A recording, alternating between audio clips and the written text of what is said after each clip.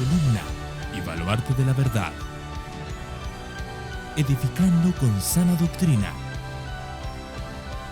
a la Iglesia de Cristo.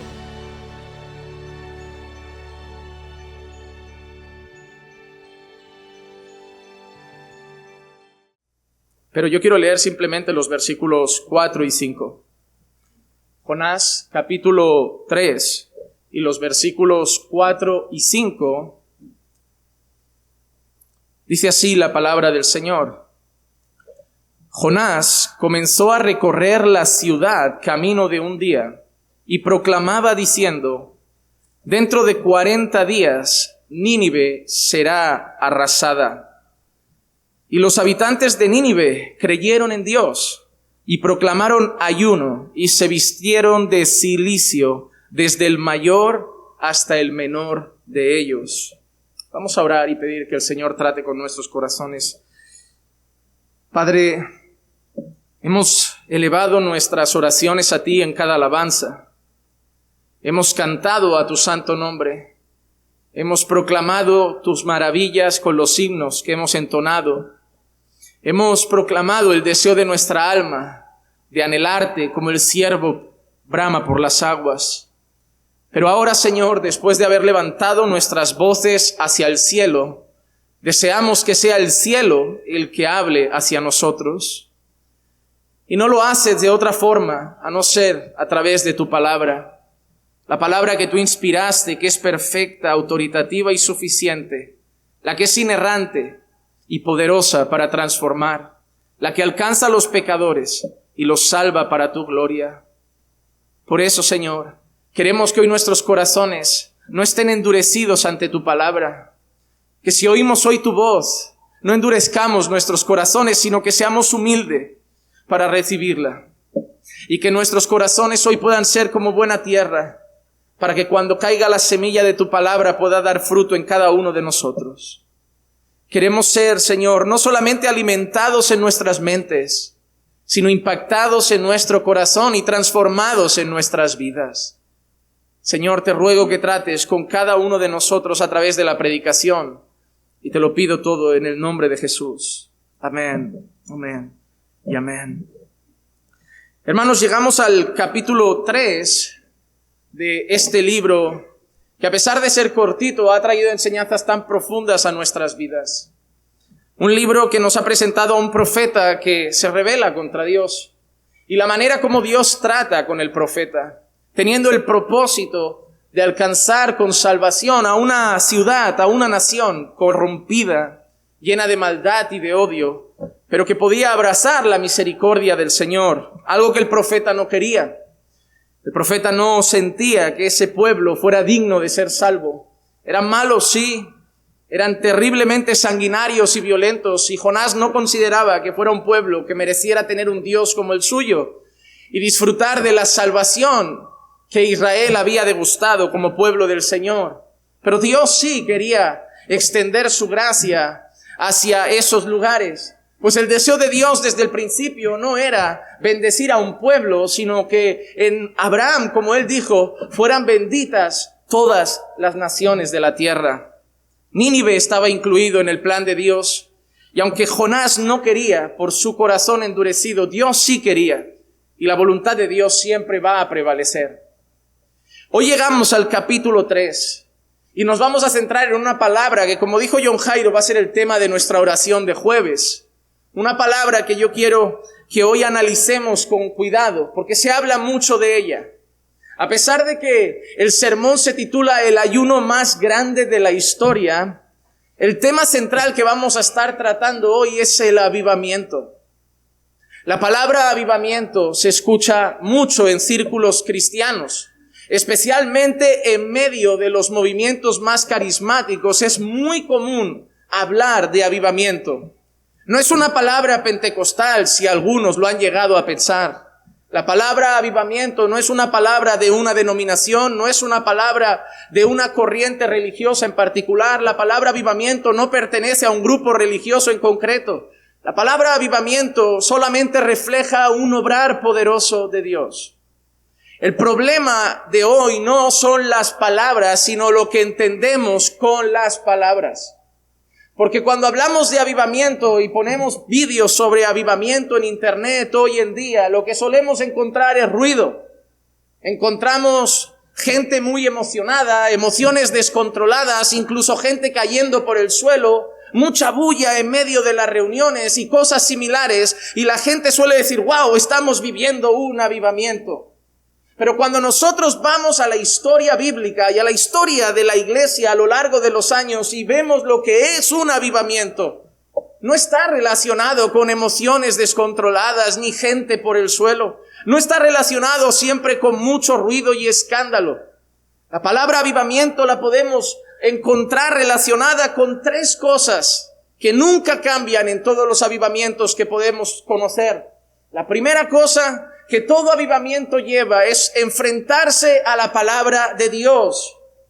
Todo avivamiento empieza cuando la palabra de Dios es expuesta con fidelidad. Cuando nosotros vemos lo que el Señor está haciendo encaminando por fe en estos tiempos. Cuando nos preguntamos cómo puede ser que en tan poco tiempo tanta gente haya llegado aquí y nos visite semanalmente personas de otros lados del planeta. ¿Cómo puede ser que tantas personas quieran conocer la congregación, incluso gente que vive fuera, viajar para estar entre nosotros? ¿Cómo puede ser que cada día más personas de los alrededores decidan conducir 1 hora, hora y media, o estar 2 horas en el tren para llegar a este culto? La primera cosa que todo el mundo define cuando dice el por qué viene a este lugar, por qué viaja a este lugar, por qué se sienta en estas sillas y escucha la palabra aquí, es por eso, es por la palabra. No se nos cae gente por el suelo, no rueda gente en medio de la sala, pero cada día vienen más. Porque lo primero que marca un avivamiento es la exposición fiel de las Escrituras. La segunda cosa que muestra que un avivamiento está sucediendo en un lugar después de la exposición de la palabra es el quebranto del corazón. Los avivamientos tienen por costumbre mostrar un arrepentimiento genuino en todas las personas que Dios está alcanzando en ese avivamiento. Dios está trabajando con los corazones a través de su palabra, quebrantando un pueblo, una ciudad, una nación. Pero el quebranto y el arrepentimiento sincero de corazón es la segunda marca de un arrepentimiento y de un avivamiento genuino.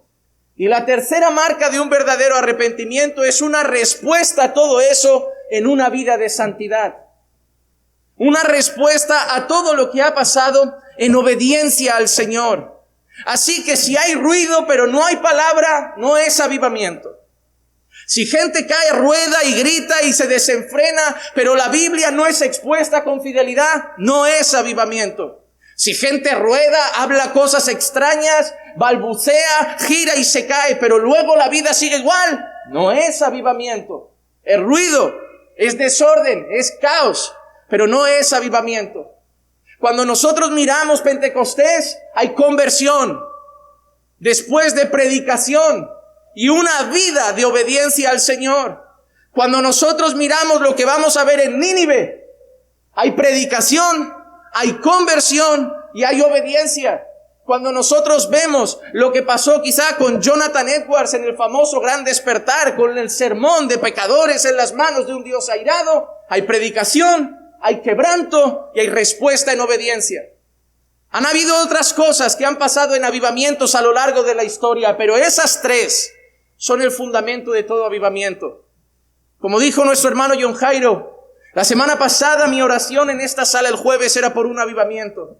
Esta semana será esa oración la que mueva mi corazón el jueves, también clamando por un avivamiento, pero ese será el avivamiento por el que yo clamo al Señor, donde la gente llegue, escuche, se convierta y se santifique. Y cuando veamos familias reconciliadas, vidas transformadas, prostitutas abandonando la prostitución, drogadictos abandonando la droga, borrachos abandonando el alcohol, familias unidas, jóvenes creciendo en obediencia, padres creciendo en amor a sus hijos, ciudadanos ejemplares, podremos decir, ahora sí estamos viviendo un avivamiento de parte del Señor. Y eso es lo que vamos a ver hoy. Pero antes de hablar del avivamiento de Nínive, hay que hablar un poco de Jonás.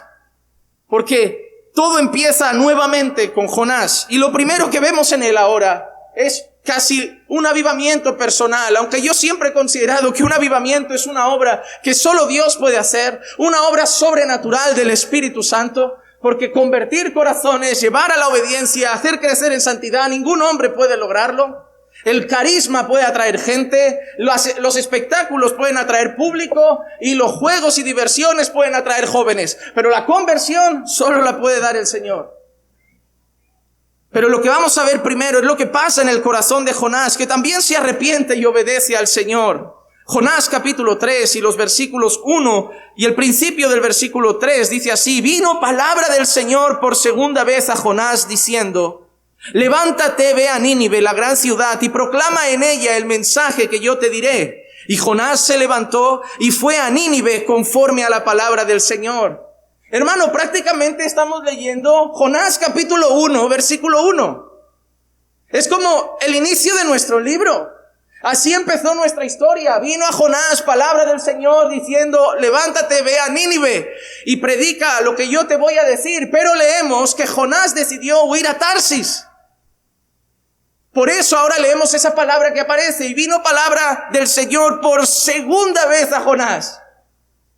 Por segunda vez a Jonás. El texto es casi idéntico, pero hay un cambio. Por segunda vez, segunda oportunidad.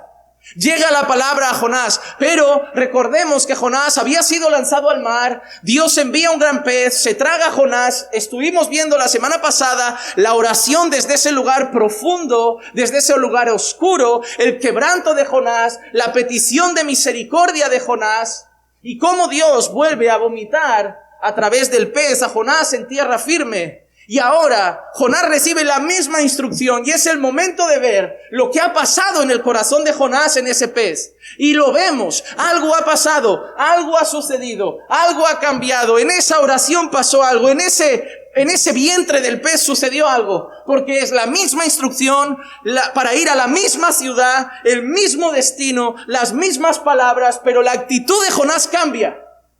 Ya no decide huir, ahora va para Nínive. Ahora va para Nínive. Eso es lo que Dios espera de ti, hermano. Lo que Dios espera de ti cuando has fallado a tu esposa es: vino palabra del Señor por segunda vez y me dijo: ama a tu esposa como Cristo amó a la iglesia. Y espera que ahora sí lo hagas. O esposas, ahora el Señor te dice: vino palabra del Señor por segunda vez y dijo: sujétate a tu marido como al Señor. Dios espera un cambio de actitud. O a los jóvenes, vino palabra del Señor por segunda vez y dijo: honrad a vuestros padres como corresponde. Y Dios espera honra. El Señor no nos ha dicho una vez las cosas. Vino palabra del Señor por segunda, por tercera, por cuarta, por quinta. Muchas de las cosas que predicamos aquí ya las saben. No decimos nada nuevo. No estamos predicando los secretos más profundos de Apocalipsis. O no estamos desglosando las profecías más complejas de Daniel. Estamos predicando de pecado, de arrepentimiento y de obediencia. Estamos hablando de lo que muchos ya saben. Pero es el Señor trayendo palabra por segunda vez. Y esperando que las lágrimas que soltaste cuando dolió tanto lo que pasó hayan dado fruto, y esta vez tu reacción sea diferente. Como hablábamos al principio, Dios no busca un remordimiento.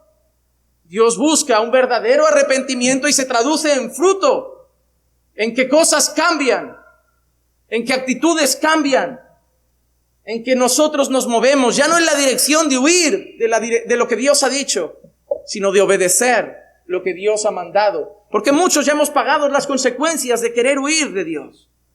Ya hemos pagado las consecuencias de querer enfrentar a Dios. Muchos hasta hoy estáis arreglando familias. Hasta hoy estáis tratando vuestro matrimonio porque el pasado lo lastimó y lo golpeó. ¿Hasta cuándo iremos del Señor y pagaremos las consecuencias de ese enfrentamiento? ¿Hasta cuándo? Cuando Dios espera que, como Jonás, venga palabra del Señor esta vez, y esta vez obedezcamos lo que Dios ha dicho. Pero algo vemos aquí precioso, Y es que el Señor no desprecia a sus siervos. Dios tenía todo para desechar a Jonás. Dios podía haber dicho: Jonás, un profeta, yo espero que se revele cualquier persona del pueblo. Espero que se revele un creyente normal y corriente, pero Jonás, tú eres un profeta. De ti espero lo mejor. De ti espero obediencia plena. Y en parte yo siento algo similar con los pastores. ¿Por qué?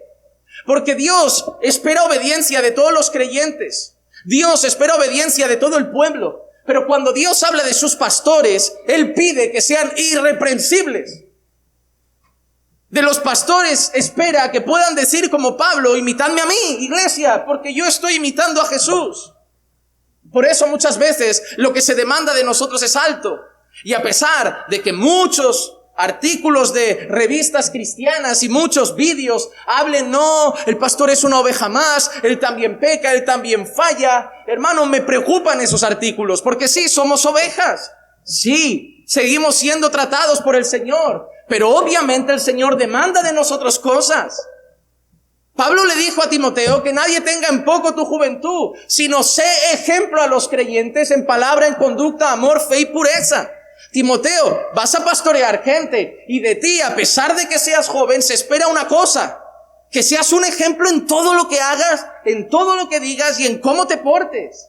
La gente te va a mirar a ti y quiere ver en ti lo que Dios pide del pueblo. Necesitan un ejemplo. Pablo no era perfecto, Pablo se equivocaba, pero Pablo no decía: no me miréis a mí, que soy una oveja normal y corriente. No, Pablo sabía que como apóstol de Jesucristo tenía un llamado: ser un ejemplo, modelar a Cristo para que la iglesia lo mirara. Y cuando no tuviera un referente, poder decirle al pueblo: mírame a mí, porque yo estoy mirando a Jesús. Cada vez estamos bajando más el listón de los púlpitos, el listón de los cargos en la iglesia. Cada vez se baja más el listón de los diáconos, el listón de los pastores. Y eso está trayendo iglesias cada vez más desordenadas. Porque si el pastor no vive, ¿cómo pide? Si el pastor no ejemplifica, ¿cómo enseña? Y al final, como no puedo decir nada porque yo no lo vivo, toda la iglesia cada vez más mundana. No, antes tú pensabas en un pastor y pensabas en un señor serio, un hombre de familia, casado con una mujer, con hijos en común, una familia a la que pudieras mirar y decir: esa es la familia que Dios quiere. Un hombre al que pudieras escuchar y decir: ese es el carácter que Dios quiere. Un hombre que pudieras ver su vida y decir: esa es la vida que Dios quiere de un hombre. Hoy no. Hoy lo hemos llenado de excusas baratas y tenemos todo tipo de gente sirviendo al Señor. Hermano, perfectos no, pero irreprensibles sí. Pero a pesar de que nos podemos equivocar, lo que este texto nos enseña es que Dios, teniendo todo para haber desechado a Jonás, le da una oportunidad. No lo desecha, porque Dios no es rápido en desechar a sus siervos, sino en restaurarlos. Jonás no es el único caso de alguien que era un siervo de Dios, falla a Dios y Dios lo restaura. Miren, hemos leído el Salmo 51 al inicio. David es un ejemplo de ello. Por ejemplo, en 2 de Samuel capítulo 12, versículos 19 y 20, leemos así: pero viendo David que sus siervos susurraban entre sí, comprendió que el niño había muerto y dijo a sus siervos: ¿ha muerto el niño? Y ellos respondieron: ha muerto. Entonces David se levantó del suelo, se lavó y se ungió y se cambió de ropa. Entró en la casa del Señor y adoró. Después vino a su casa y cuando pidió, le pusieron comida delante y comió. La historia de David no acaba ahí. El niño ha muerto, el Señor lo había dicho. David empieza a ayunar, clama por la misericordia del Señor, pero la sentencia del Señor es clara. Dije que iba a matar al niño y lo maté. Punto. David no murmura, David no reclama. David no protesta al Señor, porque David sabe una cosa: he pecado contra Dios y lo que acaba de pasar es justo. Así que David, aceptando que son consecuencias de su pecado, aceptando que son consecuencias justas de su pecado, David se levanta, se lava, se limpia, come y adora. David vuelve a adorar al Señor. Muchos de nosotros murmuramos por cosas que pasan en la vida y son consecuencias de nuestros pecados. Veo muchas mujeres reclamar de maridos que Dios no les obligó a escoger, que ellas se casaron con ellos. Tú escogiste lo que te dio la gana, no preguntaste a Dios, muchas veces no escuchaste a tus padres y ahora vas a llorar. Ahora no protestes, ahora ve y adora al Señor y pide que un día convierta su corazón, pero acepta las consecuencias. Tu padre te dijo frena. A Dios ni le preguntaste. Él te dijo en la palabra, mejor que sea creyente, pero tú no. Con tu corazón misionero buscando un impío que lo convertirías con un anillo en el dedo. Al final ahora son lágrimas tras lágrimas. Señor, ¿por qué? Pues lo que te toca. Todo lo que el hombre siembra, el hombre cosecha. A veces he visto gente ser deportada del país. Señor, ¿por qué? Vienes ilegal. Consecuencias. No llores, no es el diablo. No son los políticos de derechas, son consecuencias de la ilegalidad. Es que, pastor, me llegó una carta de Hacienda, impuestos, te pillan, multas, son cosas que pasan. No es el diablo, no es el enemigo y no son pruebas. Estoy pasando por una prueba. ¿Recuerdan lo que ha dicho John Jairo? Que queremos calmar nuestra conciencia engañándonos. Pastor, estoy pasando por una prueba. ¿Qué prueba? Pastor, mi hijo está así. Oráis en casa, leéis la Biblia, lo llevas a la iglesia, le eres un ejemplo de cristiano, le educas en el Señor. No son pruebas. Tu hijo lo has dejado en el mundo y son consecuencias. Se lo has dado a Roma y tu hijo se volvió un romano. No se lo has dado a Cristo, se lo has dado a Roma. Entonces, a veces llamamos prueba a las consecuencias. El pez no fue una prueba. La tormenta no fue una prueba. Fueron consecuencias del pecado de Jonás. Y cuando sabemos que son consecuencias, no hay que murmurar, no hay que reclamar, no hay que quejarse. Hay que agachar la cabeza y seguir adorando al Dios que es justo en medio de las consecuencias. Porque aceptamos que las merecemos. Es más, aceptamos que merecíamos morir. Y por gracia todavía late el corazón. Por gracia todavía respiramos. Damos gracias que no estamos en el infierno. Estas pruebas, las merezco y peores cosas. Así que David se levanta y sigue cantando. Adora otra vez al Señor. La cosa no acabó ahí. Un hijo viola a una hija, el otro para rebelarse porque el padre no hace nada. Un montón de cosas, pero es que David lo hizo muy mal. David tomó una mujer que no era suya, la deja embarazada para arreglarlo. Manda a su marido al frente de batalla. Es muy pícaro. Él no se mancha las manos. Pero él lo mata, porque él sabía que en ese frente iba a caer ese día. Y además es tan pícaro David, que no solo hace eso, sino que para dárselas de bonachón, no, yo me quedo con la viuda, nadie quiere a las viudas, pero yo la voy a cuidar porque era un buen amigo, era un soldado fiel, yo me quedo con ella y yo criaré a su hijo como si fuera mío. Encima se las da de bueno y de piadoso. Y te digo una cosa, a los hombres estarían viendo al gran rey como, no me extraña que Dios eligiera a David, mira qué hombre. Pero a Dios no lo engañó. Y pagó las consecuencias. Y pagó las consecuencias. Hermano, podemos engañar a los hombres, pero no podemos engañar al Señor. Lo bueno es que David aceptó las consecuencias. Y el Señor lo restaura. Porque después de todo ese proceso en el que los hijos se rebelan, casi pierde el trono, donde leemos el Salmo 51, Dios restaura a David. Dios restaura a David. Tú no te has dado cuenta de una cosa. ¿Quién es el malo, Saúl o David? Siempre Saúl. Si tú lees la historia del reinado de Saúl, al lado de lo que hizo David, no parece tan malo. Pero es que Saúl, Dios le dijo que matara a todos y Saúl no los mató. Fue terrible, ¿no? Le costó matar niños. Qué desobediente al Señor. Para nosotros sería tan fácil coger la espada y degollar niños, degollar al vecino, degollar a la embarazada, degollar al anciano. Siempre Saúl, terrible, el malo Saúl. David lo hizo fatal. Y ahí ves la soberanía de Dios. Cuando tú analizas los hechos, el que merecía a lo mejor una segunda oportunidad era Saúl. Y el que merecía que le quitaran el trono era David. Bueno, Dios no lo hizo así. ¿Y quién somos los vasos de barro para debatir al alfarero lo que hace con la masa? Saúl luego sí mostró que él solo quería el trono, que no aceptó la decisión de Dios. Y David no. David expresó una cosa: que me quiten el trono, las mujeres, el dinero, el reino, pero Señor, no me quites tu espíritu. Eso es un hombre conforme al corazón de Dios. Que las consecuencias son que me echen, que me deporten el dinero. Vale, Señor, que se lleven la casa, que se lleven el dinero, que se lleven todo. Pero déjame tener otra vez paz contigo. Eso es un hombre conforme al corazón de Dios.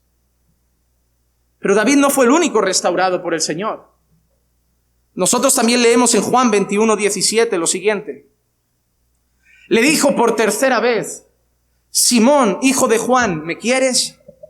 Pedro se entristeció porque la tercera vez le dijo: ¿me quieres? Y él respondió: Señor, tú lo sabes todo. Tú sabes que te quiero. Jesús le dijo: apacienta mis ovejas. Apacienta mis ovejas.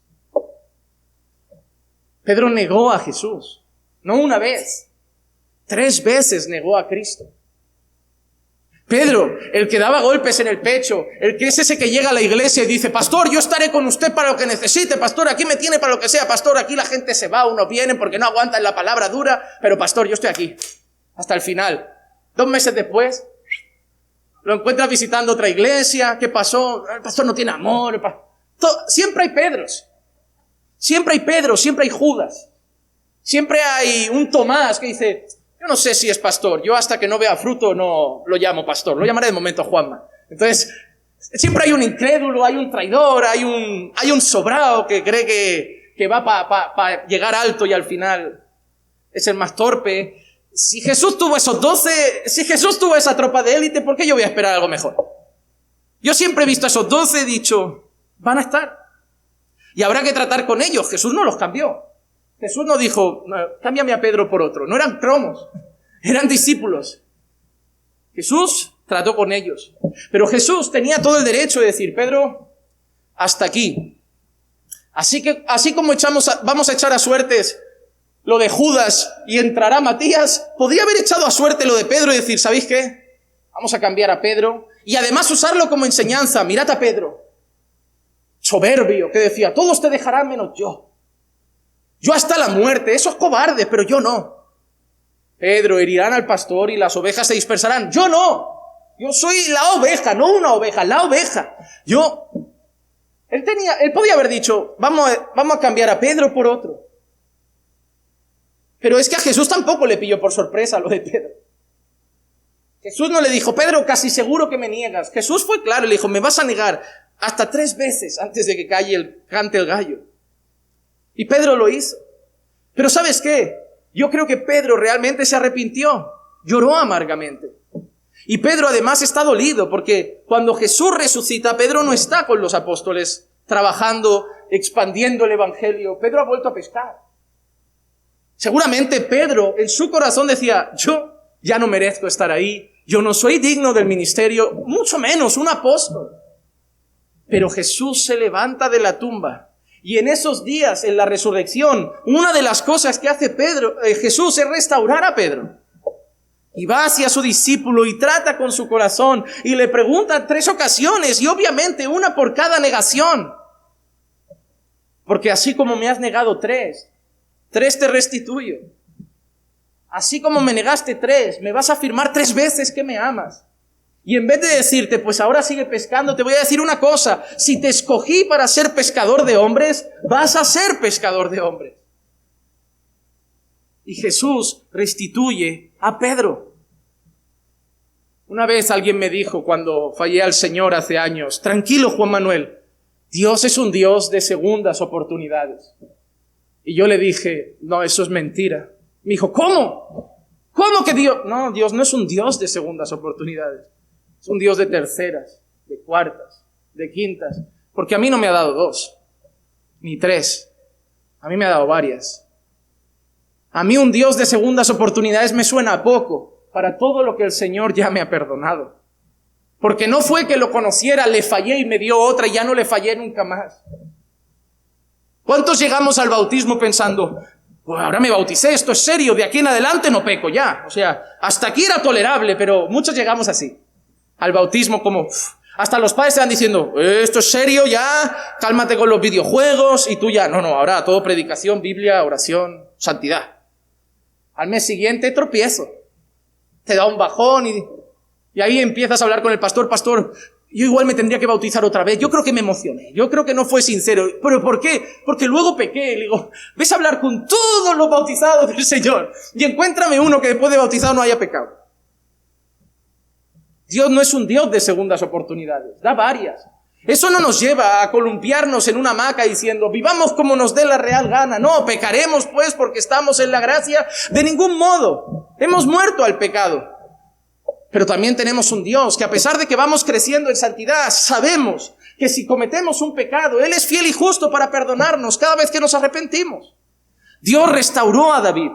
Dios restauró a Pedro. Dios restauró a Jonás. Y te puede restaurar a ti. A lo mejor has fallado a Dios y eres su hijo. Y llevas días con la cabeza agachada, te da vergüenza cantarle, de vergüenza orar, vergüenza leer la Biblia. Y llevas semanas como sin levantar la cabeza con el peso de la culpa. Está bien la culpa, es bueno, ojalá te haya dolido tanto como para no repetirlo mañana. Pero levanta la cabeza, pide perdón, es un Dios que restaura, no un Dios que mata. Él no mandó la tormenta para acabar con Jonás. Él no mandó el pez para tragarse definitivamente a Jonás. Él trató con Jonás. Y te trae cada domingo aquí para que alguien te dé un palo verbal.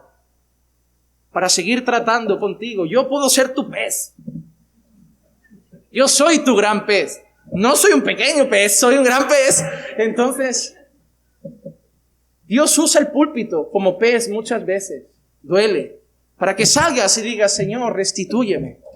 Así como perdonaste a David, así como perdonaste a Pedro, así como perdonaste a Jonás, perdóname a mí también. Y un corazón contrito y humillado, Dios no lo desprecia.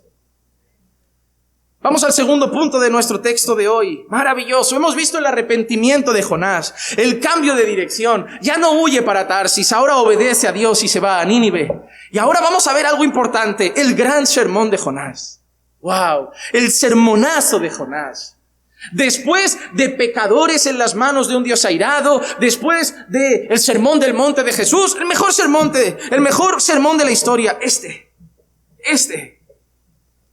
Jonás capítulo 3, versículos 3, el final del 3 y 4. Y Nínive era una ciudad sumamente grande, de un recorrido de 3 días.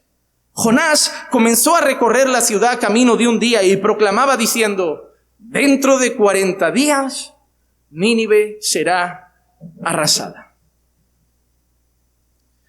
Pues sí, hermanos, Jonás no llegó con un cartel a Nínive diciendo, sonríe, Jesús te ama. Jonás no se paró en la salida de los carruajes de Nínive con un cartel en el semáforo de Nínive diciendo, toca el claxon, Jesús te ama, Jesús tiene un propósito maravilloso para tu vida. No, ese no fue el sermón de Jonás. Y casualmente tampoco fue el sermón de Juan Bautista. Y tampoco fue el sermón de Jesús. Jesús no llegó a las prostitutas y a los borrachos diciendo, sonreíd, he venido porque os amo. No era el sermón de Jesús, no era el sermón de Juan Bautista, no era el sermón de Jonás, no era el sermón de Pablo, ni el de Pedro, ni el de nadie. ¿Por qué es el sermón de muchas iglesias?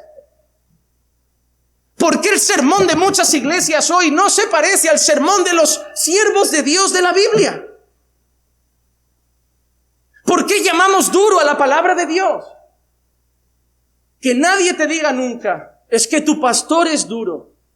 Que nadie te diga eso nunca. Porque solo le vas a tener que preguntar una cosa. ¿Dice algo que no esté en la Biblia? Porque si lo que dice no está en la Biblia, él es duro. Pero si lo que dice está en la Biblia, te cae dura la palabra de Dios. Mi pastor no es duro, mi pastor dice lo que dice la palabra. Y si te cae duro, el problema es con Dios, no con mi pastor. Hay que saber diferenciar dureza y ser bíblico. El día que yo empiece a hablar por mi propia cuenta, yo seré duro. Pero si lo que duele es la palabra, el pastor no es duro. Juan decía, raza de víboras, ¿quién nos ha enseñado a huir de la ira venidera? Jonás decía, Nínive en tantos días será destruida. Y nadie dijo, son duros. No lo dijeron. Porque el problema de la gente no es con los predicadores, es con Dios. Es con Dios. Hermano, a la gente no le cae duro Juan Manuel, le cae duro Dios. Le cae duro Dios. Vamos a este fragmento y vamos a aprender algunas cosas súper interesantes. La primera, cuando leemos comentarios sobre el tema de Nínive, hay historiadores que dicen, a ver, aquí hay cosas, porque tú sabes que hay un grupo de personas por el mundo que lo único que procuran es buscar fallos en la Biblia. Internet está lleno.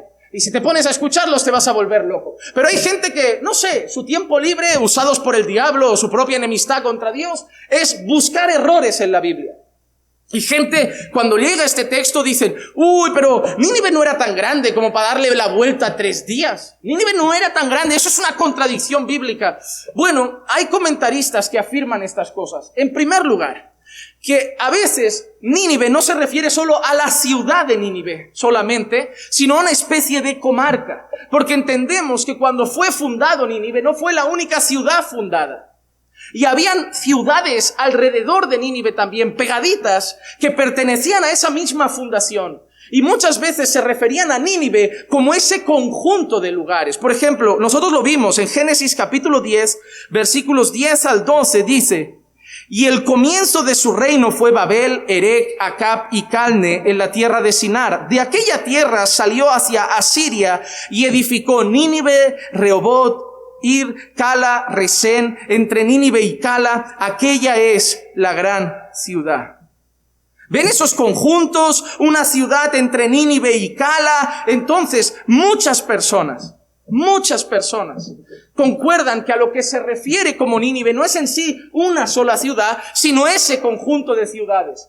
Otros comentaristas dicen que al decir los 3 días podría referirse a los días que Jonás era llamado a predicar el evangelio. No llegar a hablar y marcharse, sino pasar 3 días proclamando por la ciudad de Nínive la palabra del Señor. No sabemos a ciencia cierta eso. Lo que sí sabemos es que era una ciudad muy grande, como de 96 kilómetros de circunferencia, alrededor de 120,000 habitantes, murallas portentosas, torres de vigilancia, y Jonás tenía un mensaje que dar. Nínive será destruida o arrasada en 40 días.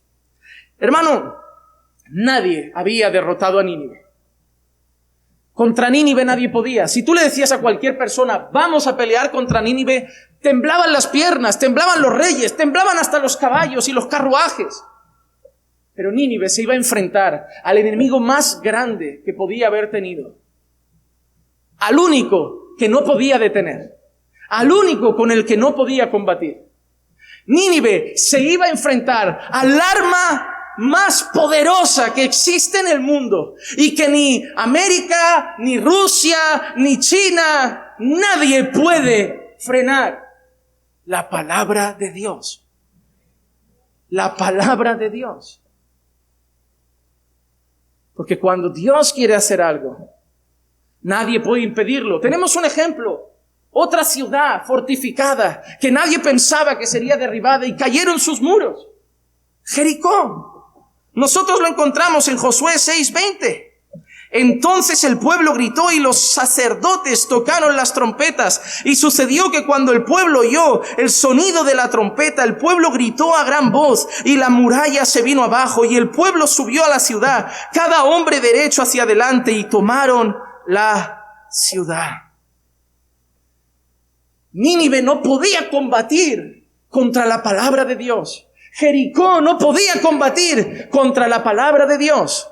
Y eso me lleva a deciros algo. Aquellos que tenéis familiares que amáis, endurecidos en sus corazones contra Dios. Si Dios derribó las murallas de Nínive, si Dios derribó las murallas de Jericó, Dios con su palabra también puede derribar el corazón de tu marido, el corazón de tus hijos, el corazón de tus padres. Cuando Dios decide avasallar a alguien con su palabra, no hay corazón soberbio, endurecido o rebelde que Dios no pueda derribar. Tú eres la prueba. Tú no eras alguien dócil que Dios vio y dijo, qué corazón más suave, lo quiero para mí. No, a mí me hace mucha gracia cuando a veces escucho a las personas decir, los españoles tienen el corazón duro. No, y tú, el tuyo era mansito. Mansito. Yo lo veo medio duro y a veces no sé si Dios te ha dado el de carne. Imagínate. Pero esa es la excusa barata de los que no evangelizan. La excusa barata de los que no predican. La excusa barata de los que no enseñan. El decir que tienen el corazón duro. Pero el nuestro no era diferente. Cuando nosotros vemos la palabra de Dios, nosotros leemos lo siguiente: que Dios tuvo que quitar nuestro corazón de piedra, ponernos un corazón de carne y darnos su Santo Espíritu para andar en sus caminos. Hermano, los ecuatorianos no tenían el corazón blando, los peruanos tampoco, los rusos tampoco, los búlgaros tampoco y obviamente los españoles tampoco, porque nadie tiene un corazón blando. Todos son de piedra. Pero si Dios derribó Nínive, 120,000 habitantes, si Dios derribó Jericó, Dios puede derribar cualquier corazón. Tú puedes tener seres queridos y decir: esas personas, pastor, es que son duros, no quieren a Dios. Yo tampoco. No aman a Dios. Yo tampoco. Yo no me levanté un día con ganas de amar a Dios. Yo no me levanté una mañana con ganas de volverme cristiano. Yo no era una persona amigable con la religión o con la iglesia. Pero no se trata de nuestra rebeldía o de nuestra dureza. Se trata del propósito de Dios. Y si Dios te quiere para Él como quería a los ninivitas, Dios derribará las fortalezas de tu corazón. Madres, no perdáis la esperanza de vuestros hijos que no quieren a Dios. Hijos, no perdáis la esperanza de vuestros padres que no quieren a Dios. Esposas, maridos, no perdáis la esperanza. Tú lo ves duro, pero para Dios no. Es duro para nosotros porque nosotros no llegamos al corazón. Si Jonás tenía que convertir a Nínive, la cabeza de Jonás iba a acabar en una estaca. Si Jonás tenía que convertir a Nínive, Jonás iba a acabar muerto, degollado, asesinado. Pero no dependía de Jonás. Dependía de Dios. Y sí, si nuestros conocidos, compañeros de trabajo, de universidad, nuestros seres queridos dependieran de nosotros, mejor ya desistir, pero dependen de Dios. Y todo es posible para Él. No hay corazón que se resista al Señor. Si Dios quiere obrar, Dios no es un caballero que está llamando a la puerta. Dios la derriba. Dios no pide permiso, es Dios. Yo pido permiso. Tú pides permiso. Dios obra. Dios no llegó a Jericó: ¿os parece bien si tiro las murallas? Es que me apetece que mi pueblo se quede aquí. Dios no le dijo a Nínive: ¿os parece bien que mande a Jonás y lo escucháis un rato? Dios obra. Dios no te pidió permiso.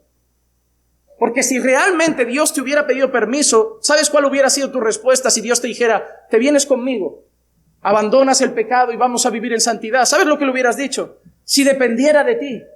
¿Qué no? Pero Dios obra. Dios obra. Y ahora rápidamente yo quiero ver, hermanos, alguna de las enseñanzas en el sermón de Jonás. En este mismo punto hemos visto un mensaje de Jonás sencillo. Un mensaje de Jonás con esta frase: en unos días, en 40 días, Nínive será arrasada, Nínive será destruida. Lo primero que vemos es que no hay arrepentimiento si no hay aviso de juicio. No hay arrepentimiento si no hay aviso de juicio. Hermanos, lo primero que Jonás lleva es una amenaza casi. Nínive, en 40 días, esta ciudad va a ser completamente arrasada por Dios. El texto original, en el idioma original, lleva implícito una llamada al arrepentimiento. Nínive, Dios viene con su juicio y automáticamente se comprende: ¿qué vais a hacer? Se esperaba una respuesta a ese mensaje. Se esperaba una respuesta a ese anuncio. Pero hay una cosa interesante. El mensaje era puramente juicio. No era: Nínive, dale una oportunidad al Señor. Nínive, Dios os ama. Nínive, Dios me ha traído aquí por amor a vosotros. No, era: Nínive, por vuestra maldad, por vuestro pecado, por vuestra iniquidad, Dios va a arrasar esta ciudad. ¿Ese era el mensaje de los profetas? Isaías 13:11. Mira qué dice: castigaré al mundo por su maldad y a los impíos por su iniquidad. También pondré fin a la arrogancia de los soberbios y abatiré la altivez de los despiadados. Hermano, ¿ves este mensaje? Voy a castigar a los altivos, voy a castigar a los soberbios, voy a castigar a los malvados, voy a castigar a los inicuos. Ese fue el mensaje de Isaías, movido por Dios. Pero también vemos a Jeremías. Mira el mensaje de Jeremías, movido por Dios. En Jeremías 21:14. Yo os castigaré conforme al fruto de vuestras obras, declara el Señor, y prenderé fuego en su bosque que consumirá todos sus alrededores. Voy a castigar vuestra soberbia, voy a castigar vuestras malas obras, voy a prender fuego a vuestros bosques. Ese era el mensaje de los profetas. Nunca ha habido arrepentimiento en la Biblia sin un mensaje de juicio. Porque muchas personas creen que, no, pero es que los profetas eran duros, pastor. Pero, pastor, llegó Jesús. Hermano, ¿qué imagen tenéis de Jesús? Porque yo a veces creo que tenéis la imagen de Jesús de cuando van a apedrear a la a la adúltera, perdón. Cuando la van a apedrear, yo creo que tenéis la imagen de Jesús de... El que esté libre de pecado, que tire la primera piedra. ¿Ves, chica? Vuelve a la cama con el muchacho. Que aquí nadie tiene derecho a apedrearte. No fue la actitud de Jesús. Suelo escuchar frases como, Jesús andaba con borrachos y prostitutas y dejaban el alcohol y la prostitución. Hermano, Jesús no fue blando en su predicación. Jesús llamó hijos del diablo a algunas personas. No sé, Lucas capítulo 13, versículos 3 al 5. Estos son palabras de Jesús, no de Isaías, no de Jeremías. Jesús. Y mira qué dice. Os digo que no, al contrario, si no os arrepentís, todos pereceréis igualmente. ¿O pensáis que aquellos 18 sobre los que cayó la torre en Siloé y los mató, eran más deudores que todos los hombres que habitan en Jerusalén? Os digo que no, al contrario, si no os arrepentís, todos pereceréis igualmente. ¿Quién dijo esto? El ejemplo que da Jesús es una torre que mata a un grupo de personas cayendo encima de ellas. Y Jesús les dice, eso es lo que va a pasar con vosotros si no os arrepentís. Jesús anunciaba juicio. El mensaje de Jesús es, si tu ojo derecho te es ocasión de pecar, arráncalo, porque mejor es entrar tuerto en el cielo que irte con 2 ojos al infierno. Ese era el mensaje de Jesús. El mensaje de los profetas llevaba juicio. El mensaje de Jesús llevaba juicio. El mensaje de Hechos 3:19, el mensaje de los apóstoles, por tanto arrepentíos y convertíos para que vuestros pecados sean borrados, a fin de que tiempos de refrigerio vengan de la presencia del Señor. El mensaje de los profetas llevaba juicio, el mensaje de Jesús llevaba juicio, el mensaje de Juan Bautista llevaba juicio, el mensaje de los apóstoles llevaba juicio. ¿Por qué? Porque ¿de qué se van a arrepentir si no les hablo de un juicio? No hay salvación sin arrepentimiento, y no hay arrepentimiento sin un juicio. ¿Sobre qué? Sobre el pecado. La gente debe saber que ha ofendido a Dios, que peca contra Dios y que Dios un día juzgará eso. Y que serán juzgados y condenados por toda la eternidad. Y entonces ahora, sabiendo que van a ser condenados eternamente por sus propios pecados ante un Dios justo y santo, entonces verán a Jesús y dirán, dame a Cristo. Es mi única esperanza.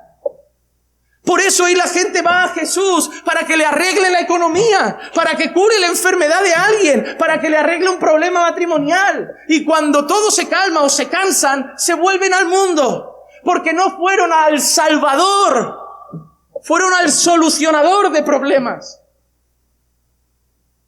Tenemos un montón de gente en la iglesia que no se han convertido, que no han nacido de nuevo, pero porque nadie les ha dicho la verdad. Tu pecado te lleva al infierno y Jesús es la única salida. No debes aceptar a Jesús para llenar el vacío de tu corazón. No debes aceptar a Jesús para ser más feliz. No debes aceptar a Jesús para que cure tu depresión. Necesitas que Jesús pague por tus pecados. Necesitas creer que en aquella cruz Él hizo lo que tú debías haber hecho. Él pagó lo que tú debías haber pagado.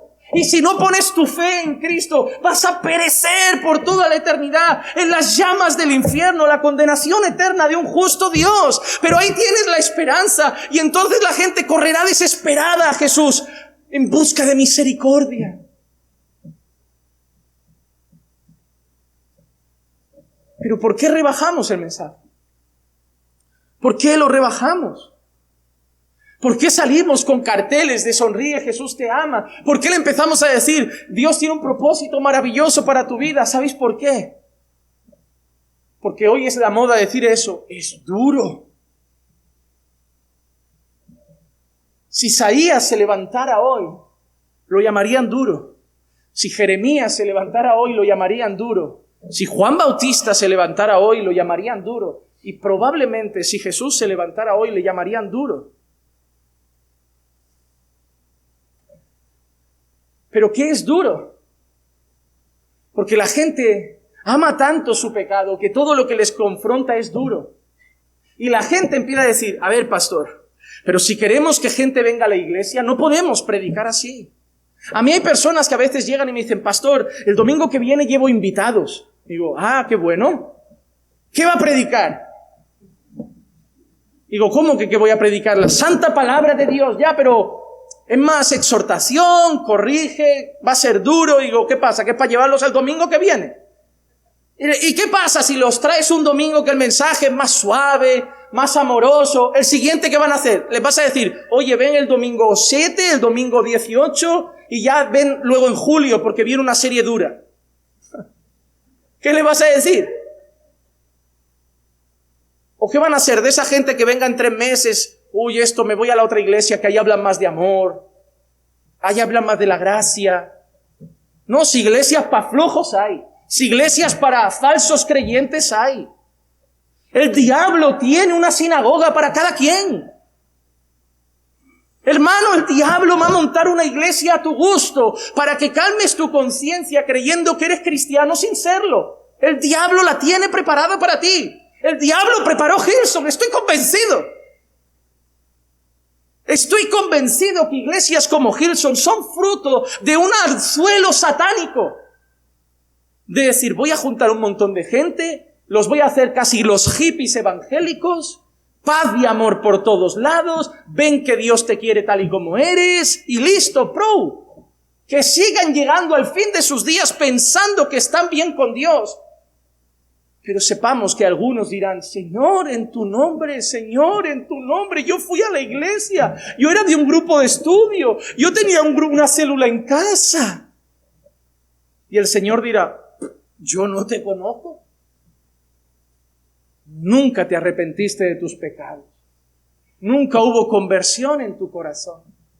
La misma persona, solamente que los domingos ibas a la iglesia.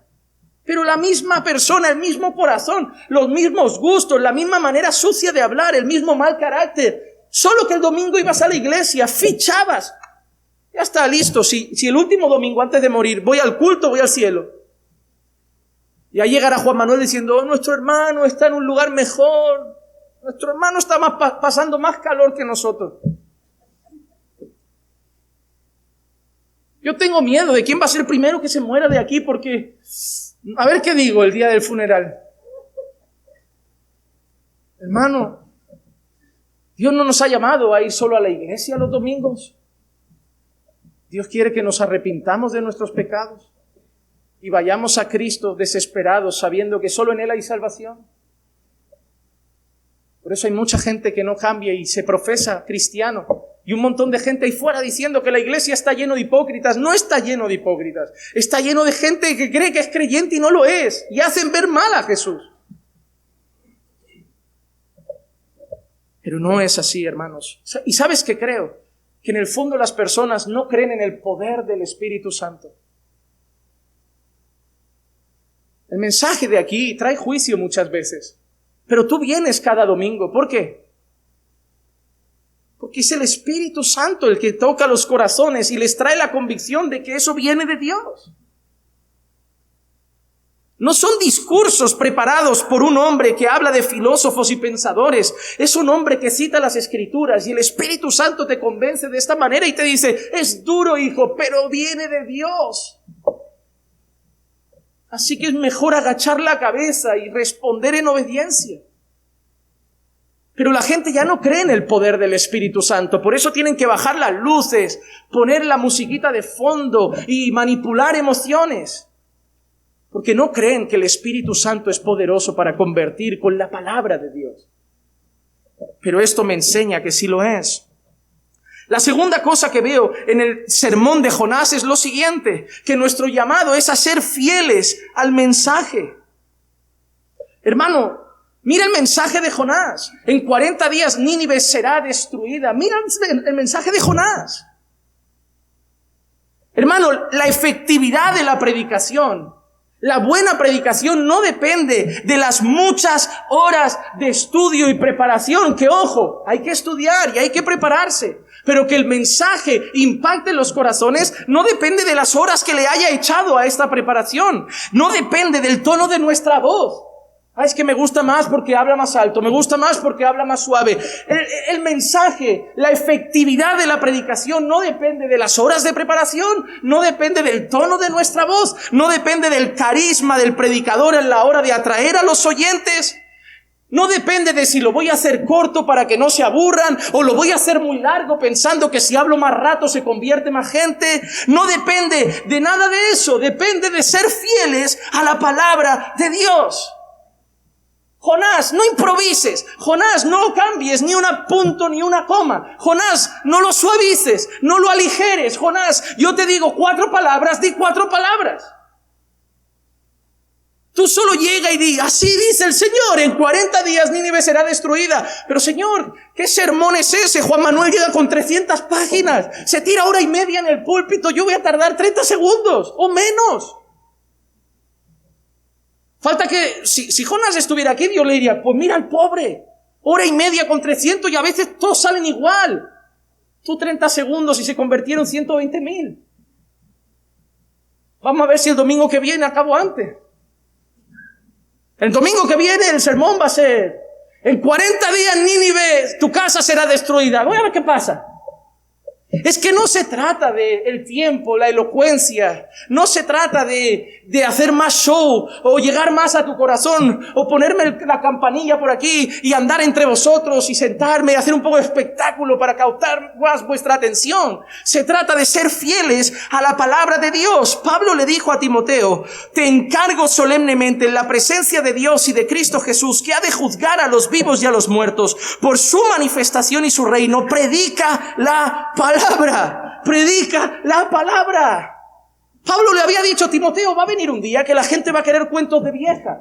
La gente va a querer filosofías. La gente ya no va a aceptar la sana doctrina. Va a tener comezón de oír. Y se van a montar maestros a su gusto. Quiero a alguien más cómico. Pues por ahí tengo a Dante Gebel y su show. Quiero a alguien más de la prosperidad. Quiero que me den y me ofrezcan dinero. Pues por ahí tengo a Luna y a Maldonado. Quiero a alguien que haga más espectáculo. Pues tengo a este. Quiero a alguien. Pues tengo a aquel. Pero tú no, Timoteo, tú no montes espectáculo, Timoteo, no montes show, Timoteo, olvídate de estrategias, olvídate de cosas raras, Timoteo, predica la palabra. Abre tu Biblia, cita la Escritura y explica la Escritura y deja que Dios obre. ¿Qué juegos hacemos en Caminando por Fe para que vengáis los domingos? Qué divertidos son nuestros cultos, Cantamos, oramos y... sí, es una diversión. Uno invita a sus amigos jóvenes, no, vamos, ven a mi iglesia que juegan a fútbol por el camino. No hacemos nada de eso. Sí, los hermanos quedan a veces para jugar a fútbol fuera, pero en la iglesia cantamos, oramos y estudiamos las Escrituras. La gente viene porque las cabras se quieren entretener, pero las ovejas tienen hambre de pasto, del pasto de la palabra. Y tarde o temprano están en un lugar y empiezan a decir, me estoy desnutriendo, no aprendo, no crezco, no me confronta, no cambio, no me transforma. Y empieza a mirar alrededor y tu corazón empieza a tener hambre y empieza a ver y dices, ¿por qué ellos sí que se conforman? ¿Por qué siguen ahí? ¿Por qué me está pasando? ¿Por qué es el Señor diciéndote, mira, hay gente que se va a engañar, pero tú eres mío, tú necesitas oírme, tú necesitas escuchar, tú necesitas comer, tú necesitas alimento, tú necesitas maná. Ya, pero es que esta hora y media vale la pena. Vale la pena. Luego en el camino de vuelta lloráis y habláis del sermón y se os pasa rápido. Pero vale la pena comer palabra de Dios. Vale la pena salir de un culto y no estar diciendo, no me gustó esa parte, mira lo que hizo la hermana, aquel testimonio, mira aquello, mira lo que pasó. Da gusto salir y decir, ¿qué pasó? Se cantó, se oró y se predicó. Yo escucho gente que me dice, no, yo voy a la iglesia, pero hermano, eso está mal, esa iglesia está mal. Bueno, yo retengo lo bueno y desecho lo malo. Le digo, qué triste, ¿no? Ir a comer a un restaurante y saber que de medio plato solo te vas a comer, de un plato solo te comen medio. Dar por hecho que medio está malo. Tú irías a un restaurante donde sabes que la mitad del plato que pagas va a la basura porque no te gusta y está mal hecho. Da gusto ir a una iglesia y decir, oye, yo no tengo que desechar cosas.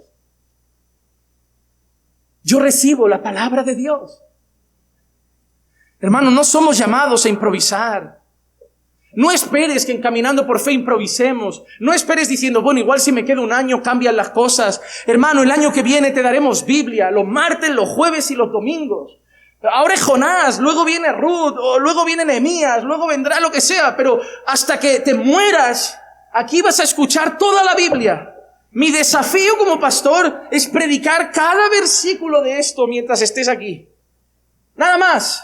Voy a vivir para esto. En cuanto acabe Jonás, siguiente domingo empezamos con Nehemías. En cuanto acabe Nehemías, nos vamos a otro. Y ahí hasta que nos muramos.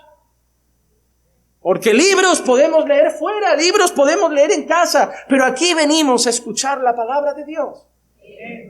Y mi único deber es leerla, leértela y explicártela. Para que salgas de aquí y cuando te digan, ¿qué pasó en el culto? Hoy aprendí esto. Y cuando hables con la gente no le dirás, el pastor dice, dirás, el Señor dice. No dirás, en mi iglesia no se puede vestir de esa manera. No, el Señor dice que una mujer debe vestir con pudor y modestia. En mi iglesia los hombres deben ser. No, la Biblia dice que un hombre debe amar a su esposa como Cristo amó a la iglesia. Para que empecemos a ser una iglesia que no dirá en mi iglesia o en mi pastor, sino que dirá el Señor. ¿Por qué? Porque es lo único que te vamos a dar. El Señor dice, el Señor dice, el Señor dice. No serán sueños, no serán visiones. ¿Por qué? Porque eso es lo que más aborrecía el Señor. Ezequiel 13:7. ¿No habéis visto una visión falsa y habéis hablado una adivinación mentirosa cuando decís, el Señor declara y yo no he hablado? El mayor problema en el Antiguo Testamento de Dios eran los falsos profetas que se levantaban a declarar de parte de Dios lo que Dios no había dicho. El mayor problema en el Nuevo Testamento era la llegada de falsos profetas que harían lo mismo. Y el mayor problema en nuestros tiempos sigue siendo ese. ¿Saben qué le decían a la gente? Paz, paz. Pero no había paz. Estaban en pecado, habían ofendido a Dios, pero ellos simplemente querían que la gente se sintiera bien. No, hermano, no debemos cambiar el mensaje, debemos ser fieles. Así que Jonás se arrepiente, Jonás recibe una segunda oportunidad, Jonás va a Nínive, Jonás predica lo que el Señor le manda y ahora llegamos, ¿me da tiempo? Ahora llegamos al gran avivamiento. Jonás capítulo 3 versículos 5 al 9. Y los habitantes de Nínive creyeron en Dios. ¡Qué mensaje! Nínive será destruida en 40 días. ¿Qué pasó con los habitantes?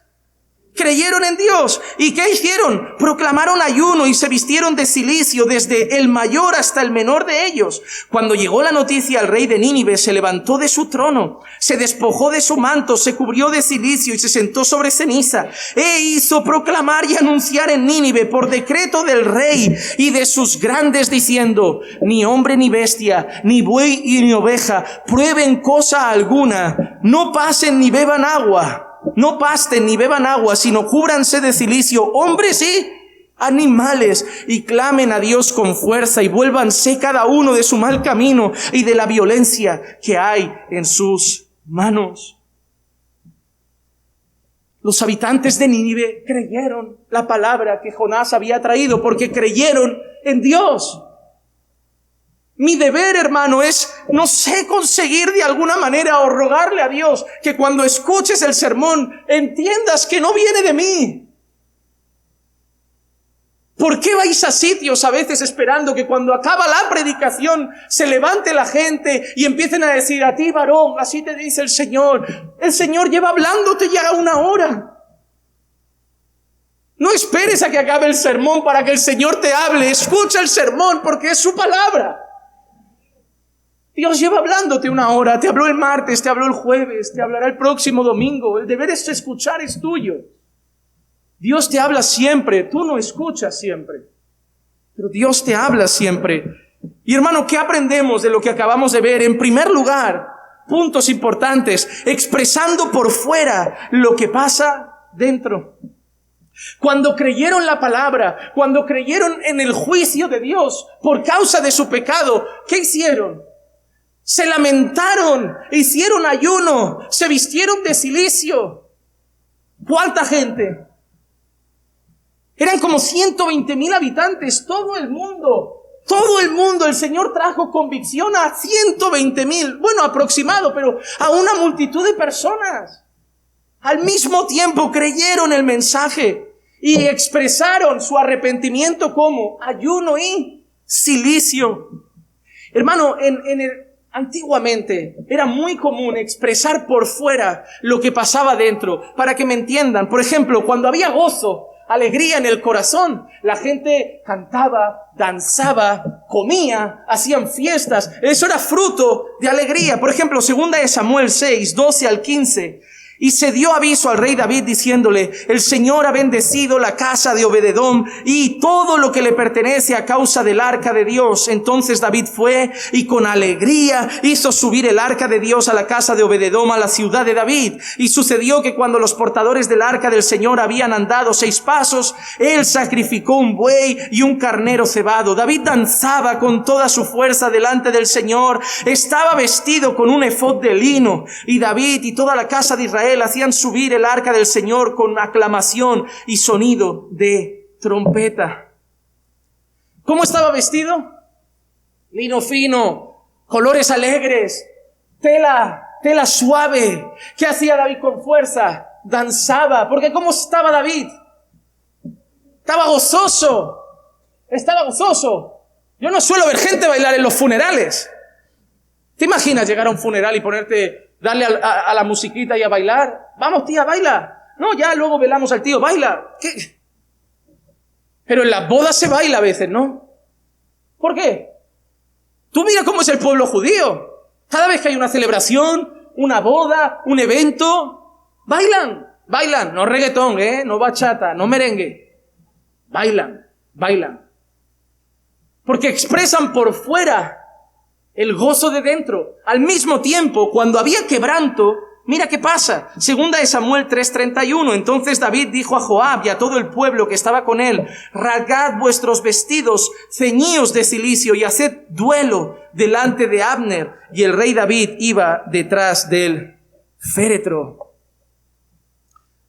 Nosotros encontramos a un Pedro en Lucas 22:62 que lloró amargamente. Pero Proverbios 15:13 dice que el corazón alegre hermosea el rostro. En nuestra cultura, no sé en la vuestra, pero es común cuando alguien ha fallecido ir al velatorio vestido normalmente de negro. Lo llamamos una vestidura o tiempo de luto. Expresamos con el color de nuestra ropa que es un evento triste. Cuando tú ves artistas o escenas en cuadros que quieren reflejar dolor y tristeza, son días sombríos, colores tristes, siempre lluvioso, gente con tonos apagados. Pero cuando quieres ver cuadros que quieren representar alegría, ves cuadros florales, sol iluminado, el mar azul. A nosotros nos pasa. Normalmente cuando estamos alegres, nos gusta ponernos, incluso cuando estás triste te dicen: ponte ropa de color, que eso te anima. A mí me encanta, por ejemplo, por aquí cerca hay una iglesia africana y me encanta verlos los domingos ir al culto, porque llevan sus vestidos tradicionales y a mí me encanta. Yo un día igual me lo pongo para venir, pero si me encuentro muy contento y compro uno en Amazon me lo pongo. Pero los ves ahí, amarillo, verde, la tela en la cabeza azul, Y tú dices, wow, tienes que ponerte las gafas de sol. Pero los ves en el culto, sus cultos, hermanos, una alegría, un gozo. Expresamos por fuera lo que pasa dentro. Pero hay una realidad, hermanos. Cuando hay arrepentimiento, tiene que haber algo fuera. Es inevitable. Expresamos por fuera lo que hay dentro. Si yo amo a mi esposa, lo tengo que expresar con palabras, actitudes, gestos, un abrazo, un detalle, una muestra de afecto. Hermanos, sí, hay gente poco expresiva, pero por lo general somos personas emocionales. Cuando te llaman y te dicen que tu abuela murió, lloras. Y cuando te dicen que la hermana tuvo un bebé, ¡wow! El corazón alegre, ¡fua! Hermosea el rostro. Cuando te echan del trabajo, no llegas con la misma cara a casa que cuando consigues el trabajo. Expresamos por fuera lo que pasa dentro. Y Nínive, con el ayuno y el cilicio, estaba expresando por fuera lo que acababa de pasar dentro, un arrepentimiento profundo. Hermano, no me digas que el Señor está quebrantando tu corazón y no se ve por fuera. Es imposible. Hay gente que afirma que Dios ha hecho algo dentro y no se ve fuera. Sí, Dios quiere el corazón, empieza por el corazón y se acaba expandiendo a cada área de nuestra vida. ¿Y qué pasa en Nínive? ¿Cómo lo expresan? Con un ayuno masivo, masivo. Todos los habitantes ayunaron. Era muy común expresar ayunos cuando había arrepentimiento. 1 Samuel 7:6. Y se reunieron en Mizpa y sacaron agua y la derramaron delante del Señor. Ayunaron aquel día y dijeron allí: hemos pecado contra el Señor. Y Samuel juzgó a los hijos de Israel en Mizpa. O Nehemías 9:1 y 2. El día 24 de este mes se congregaron los hijos de Israel en ayuno, vestidos de cilicio y con polvo sobre sí. Y los descendientes de Israel se separaron de todos los extranjeros y se pusieron en pie, confesando sus pecados y las iniquidades de sus padres. Cuando había, no siempre era sincero, pero muchas veces cuando había arrepentimiento verdadero, un quebranto en el corazón, se expresaba con ayunos. Era un momento de duelo. Te ponías vestidura de cilicio, que era una vestidura muy austera, mostrando por fuera que estabas dolido por dentro por lo que le habías hecho al Señor. Y 120,000 personas ayunan, pero lo más interesante es que llega la noticia al rey de Nínive. El rey de Nínive, uno podía haber dicho, ahora viene el enemigo, se levanta y dice, no, se acabó el ayuno, no queremos a ese Dios, matad a ese profeta. Pero ¿qué hace el rey? Levanta más el ayuno, lo pone como un decreto obligatorio para la nación y encima incorpora a los animales. La palabra de Dios llegó a los hombres y a los niños, llegó a los pobres y llegó al rey. ¿Sabes qué necesitan los mendigos del Rabal? La palabra de Dios. ¿Y sabes qué necesita el dueño de Zara? La palabra de Dios. Y lo que necesitan las mujeres y los hombres, la palabra de Dios. Los niños y los jóvenes, la palabra de Dios. Lo que necesitan nuestros gobernantes, la palabra de Dios. ¿Por qué? Porque es lo que necesitamos llevar para que Dios siga convirtiendo almas. No se convirtieron los pobres de Nínive o las mujeres de Nínive. Se convirtió hasta el rey de Nínive. Y el efecto de la palabra fue tanto que puso a ayunar hasta los animales. Si habían 120,000 personas, ¿cuántos animales habrían? Si un hombre puede tener un rebaño de 100, 200 ovejas, ¿cuántos animales habría ahí entre los ganaderos de Nínive? Todo el mundo ayunando. Yo he visto vídeos de perros que han sido abandonados y llevan tiempo sin comer. Lloran. Lloran. Los animales, cuando los abstienes de alimento, tarde o temprano gimen por su comida. Ellos no hablan, ellos hacen ruido, tienen hambre y quieren comer. Los hombres en ayuno, ¿cómo estarían? Llorando, gimiendo. Hermanos, venía juicio, en 40 días la ciudad iba a ser arrasada y lo habían creído. Estaban llorando, estaban suplicando. Junto a eso animales, suplicando y gimiendo por comida. ¿Tú sabes el ruido que habría en Nínive? Quiero que imagines por un segundo lo que se escucharía en Nínive. 120,000 personas llorando y gimiendo, animales llorando y gimiendo por hambre y comida. ¿Qué se escucharía ahí? El bramido de un mundo arrepentido. Oh, que Dios traiga eso al corazón de esta nación. Que Dios traiga eso. Porque esta nación no ha aprendido con una pandemia, no aprendemos con una guerra, no aprendemos. Puede venir la peste, la malaria, puede venir el ébola o lo que quiera. Aunque se muera 1 millón, salimos de casa para lo mismo, para el mismo pecado y la misma porquería. El ser humano no aprende. Lo único que puede cambiar los corazones es que valientes hombres de Dios prediquen la palabra. Ellos no van a aprender con otra pandemia, a ver si aprendemos algo. No aprenden. No aprenden. El ser humano ama su pecado y solo espera que le abran la puerta para volver al botellón, a la fiesta, al circo. Necesitan la palabra de Dios porque es la única que puede mostrar lo que Joel 2:12 dice. Aún ahora declara el Señor, volved a mí de todo corazón con ayuno, con llanto y con lamento. Nínive cree, Nínive se arrepiente. Nínive muestra el arrepentimiento con fruto de ayuno y cilicio, pero no solo eso, sino que Nínive vuelve de sus malos caminos. El rey no solo le había dicho a los ninivitas que hagan ayuno, el rey les ha dicho que abandonen sus malos caminos y la violencia que cometían. No se trataba solo de llorar, se trataba de cambiar. Y el rey dice, abandonad vuestros malos caminos. Dejad a un lado la violencia. No se trataba de pedir perdón, se trataba de abandonar el pecado. Proverbios 28:13. El que encubre sus pecados no prosperará, mas el que los confiesa y los abandona hallará misericordia. No vas a encontrar misericordia si solo confiesas tu pecado. La vas a encontrar si lo abandonas. Ya, pero la Biblia dice que si confiesas tus pecados, Él es fiel y justo para perdonarlos. Pero ahí la Biblia habla de una confesión sincera. Da por hecho que esa confesión implica abandono. Si tú traicionas a tu mujer, acabas y dices, Señor, lo siento, y lo vuelves a hacer, el Señor no te ha perdonado lo de antes. Porque no has sido sincero. No has sido sincero. Es como cuando tu hijo le hace algo a tu otro hijo, se pelean 2 hermanos y el padre le dice, pídele perdón a tu hermano. Perdón. Pídele perdón tú también. Perdón yo también. Daos un abrazo, abrazo. Venga, ir a jugar. No, se les ve quebrantadísimos. Un 10 de padre, qué educación brillante, saca un libro. Pero ¿dónde vas con esa educación? ¿Sabes lo que hace el niño? ¿Qué hay que hacer para volver a jugar a la pelota y que este hombre nos deje en paz ya? Decirle perdón, perdón. Es así. Y mucha gente hace así con Dios. Oye, ¿qué hay que hacer para estar bien con Dios? No, arrepentirte de tus pecados. Perdona por lo de la paliza que le di al niño el otro día, ¿vale? Adiós. Hay gente que es así. Pero no se trata de pedir perdón. Se trata de arrepentirse. Y arrepentirse, como leemos en el proverbio, implica abandonar el pecado. Porque solo abandonas lo que realmente te has convencido por el Espíritu de Dios que es malo. Si no, no.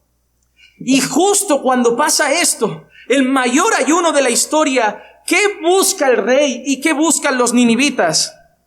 El arrepentimiento de Dios. Y dame 5 minutos porque esto es interesante. Jonás 3:9 dice, ¿quién sabe? Quizá Dios se vuelva. ¿Y qué haga Dios qué? Se arrepienta y aparte el ardor de su ira y no perezcamos. Es curioso leer la palabra arrepentirse y Dios. No sé, pero a mí me resulta curioso. ¿Un Dios que se arrepiente?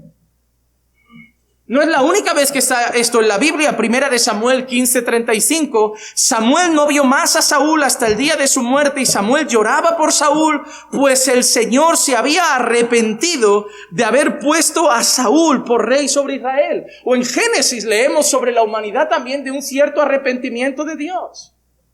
Pero eso parece contradictorio. ¿Por qué? Porque Números 23:19 dice, Dios no es hombre para que mienta, ni hijo de hombre para qué. Y ahí se levantan los eruditos que buscan fallos en la Biblia. Hay una cosa en la Biblia que se llaman antropomorfismos. Te explico lo que es porque es más sencillo de lo que suena. Es atribuirle a Dios cosas propias de los hombres para que los hombres las entendamos. ¿Tú no has visto como los brazos de Dios, la mano de Dios o bajo las alas de Dios? Dios te lo imaginas con alas, como un pollo. Pero ¿qué entiendes tú cuando la Biblia dice estar bajo las sombras de sus alas? ¿Protección? ¿Cuidado? ¿Seguridad? ¿O qué entiendes tú cuando dice, porque el brazo de Dios no se ha extendido para... Tú ves al brazo de Dios bajando a la tierra. ¿Pero qué entiendes? Bendición, protección, cuidado. Porque el oído de Dios está extendido para escuchar el... Yo no veo el oído de Dios moviéndose por ningún lado. ¿Pero qué entiendo? Que escucha mis oraciones. Como Dios es un ser extremadamente puro, espiritual, perfecto, nosotros hay cosas que para entender a Dios necesitamos decirla en lenguaje humano. Porque si no, no comprendemos algunas cosas. Entonces, en su gracia, Dios ha permitido inspirar su palabra de manera que sea comprensible para nosotros, aunque hable de un Dios puro y perfecto. Cuando yo veo que Dios se arrepiente, no es como yo que me arrepiento. Porque yo me arrepiento de mis fallos, de mis pecados, porque yo soy imperfecto. Pero la voluntad de Dios es buena, agradable y perfecta. ¿Cómo Dios se va a arrepentir si lo que hace es bueno, agradable y perfecto? Pero cuando la Biblia habla del arrepentimiento de Dios, la palabra original es más parecida a que Dios le pesó, como si algo provocara un cierto peso en su corazón. Que Dios no tiene un corazón como el nuestro, pero a veces hablamos del corazón de Dios, ¿no? ¿Has entristecido al corazón de Dios? Sí, ¿le late a qué pulsación? Pero entendemos, es una manera de hablar. Pero la palabra arrepentirse solo es una descripción con lenguaje humano de una actitud de Dios, porque para que veas que Dios no se arrepintió de nada. ¿Por qué Dios mandó a Jonás a Nínive? ¿Por qué Jonás no quería ir a Nínive? Porque yo sé que eres grande en misericordia y los vas a salvar. ¿Cuál era el mensaje de Dios? Voy a destruir Nínive. Pero Jonás no quería ir por un motivo. Es que sé que se van a arrepentir y sé que los vas a salvar. ¿Por qué Dios se arrepiente? Dice la palabra que Dios se arrepintió del juicio y decide perdonarlos cuando Dios ya mandó a Jonás para salvarlos, porque Dios sabía que se iban a arrepentir. Dios no cambió de opinión. Dios usó a Jonás para que pasara lo que Dios sabía que iba a pasar. Solo lo expresa de esa manera para que tú entiendas lo que ha pasado en la escena. Para que tú empieces a ver como si viniera juicio, los ninivitas lo ven, lo creen, se arrepienten y Dios da misericordia. Pero Dios tuvo ese plan desde el principio. Si Dios se arrepiente de haber hecho a la humanidad, como leemos a veces en Génesis, no podía haber matado a todos en el diluvio, con Noé incluido. ¿Qué le hubiera costado? Pues me arrepiento, los mato y vuelto yo solito con mis ángeles feliz. Pero ¿por qué Dios traza un plan de salvación? Porque era el plan eterno de Dios. Son expresiones que para que nosotros comprendamos ciertas cosas, pero no puedes entender el arrepentimiento en ese sentido como nosotros. Dios no peca, Dios no falla, Dios no se equivoca. Entonces, llegamos a la respuesta final de Dios en el versículo 10. Y vio Dios sus acciones. ¿Qué vio Dios? No sus palabras, no sus lágrimas, no sus pedidos de perdón. ¿Qué vio Dios? Que se habían apartado de su mal. Hermano, ¿ya lo habían hecho? ¿Ya habían cambiado? No, ¿verdad que no? Pero Dios ya lo vio. Hermano, están ayunando, todavía no han arreglado su vida, no han arreglado sus familias, están ayunando, pero Dios ya vio que se habían apartado de sus malas acciones. Dios sabe cuándo el arrepentimiento es sincero. Dios sabe cuándo va a haber cambio. El ladrón de la cruz, el malhechor, cambió. No le dio tiempo, ¿verdad? Pero Dios le dijo, hoy estás conmigo en el paraíso. Pero no ha tenido tiempo de vivir en santidad. Pero Dios sabe que el arrepentimiento es sincero y si bajara de la cruz sabe que viviría en santidad. Dios sabe cuando es remordimiento y Dios sabe cuando es arrepentimiento. Dios no perdona a todo el que pide perdón. Dios perdona cuando sabe que el arrepentimiento es sincero. Dios, a pesar de que no hubieran pasado los días, ya sabía que se habían apartado de su mal camino y entonces, repito, se arrepintió Dios del mal que había dicho que les haría y no lo hizo. Ya está. Dios podía haber cambiado sus corazones sin mandar a Jonás. Todo era un plan de Dios. Hermano, ¿qué vemos aquí? No importa lo malvado que creas que eres. ¿Has sido traficante, drogadicto, un sicario, prostituta, un mujeriego, un maltratador? No importa. Eras un ninivita, yo también. Pero para ti hay gracia si te arrepientes de corazón. Pero no quiero simplemente que esto te quebrante y te haga llorar un poco. Yo quiero que seas sincero. A mí me gusta Joel 2:13. Rasgad vuestro corazón y no vuestros vestidos. Volved ahora al Señor vuestro Dios, porque Él es compasivo y clemente, lento para la ira, abundante en misericordia y se arrepiente de infringir el mal. Otra vez. No es que se arrepiente como nosotros. Es que cuando hay arrepentimiento, Dios en vez de condenar, salva. Eso es lo que quiere decir Joel. Si hoy vienes a Dios arrepentido, si vienes con un corazón roto y el Señor contempla un arrepentimiento genuino, Él no te va a despreciar, Él te va a salvar como a los ninivitas. Porque Jesús dijo, todo lo que el Padre me da vendrá a mí, y el que viene a mí de ningún modo lo echo fuera. No importa lo que hayas hecho. No importa lo miserable que seas.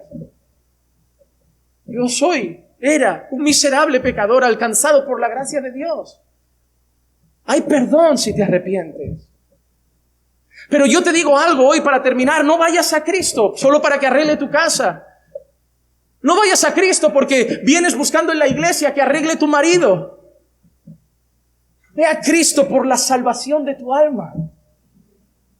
Porque a lo mejor tu familia no se arregla. Es más, a lo mejor si te conviertes tú y tu familia no, empiezan problemas.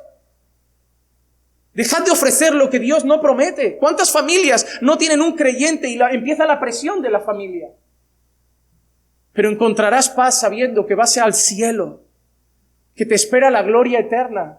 El resto puede ser como el aguijón de la carne de Pablo. Nos basta su gracia. Ve a Cristo, porque en ti Dios puede obrar con misericordia. Igual eres creyente y le has fallado y te sientes más miserable todavía porque dices, pero es que yo lo conocía. Ve, hay perdón. 1,000 veces hay perdón. Y también puede ser que seas el que lleva con la lagrimilla en el ojo mucho tiempo y no hay cambio. A ti te digo, arrepiéntete ya de corazón. Porque igual que hay misericordia para el ninivita que se convierte, habrá juicio para el falso creyente que disimula. Pero lo que quiere Dios hoy es esto. Un arrepentimiento sincero de corazón y en Cristo encontrarás la salvación de tu alma. Que Dios puede hacer lo que hizo con Nínive, con nosotros. Y nos use para hacerlo con Hospitalet, con Barcelona, con España y con todas las naciones de la tierra.